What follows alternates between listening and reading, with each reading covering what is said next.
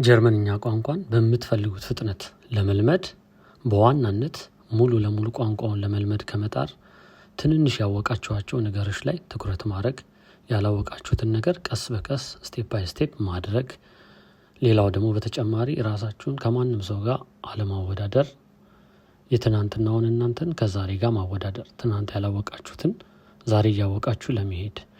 በሶስተኛ ደረጃ ቋንቋ እንደማንኛውም ነገር is just a marathon። ስለዚህ ስፕሪንት አይደለም፣ በአንዴ ሙልጭ አድርጋችሁ የምትጨርሱት ነገር ስላልሆነ ፕሮሰሱን ኢንጆይ አድርጉት። ቋንቋ የመማር ፕሮሰሱን ቀስ በቀስ ኢንጆይ አድርጉት፣ ካልሆነ ስራ ነው የሚሆንባችሁ። ሌላ ዙሪያችሁን ከጀርመንኛ ጋር በተገናኙ ነገሮች ለመክበብ መሞከር። ከስልካችሁ ከቴሌቪዥን ሊሆን ይችላል፣ ግዴታ ጀርመናዊ መፈለግ አይጠበቅባችሁም። ትንንሽ ነገሮችን ከለመዳችሁት ቋንቋ ወደ ጀርመንኛ ቋንቋ ገልብጣችሁ ቀስ በቀስ ነገሮችን እየለቃቀማችሁ ትሄዳላችሁ ማለት ነው።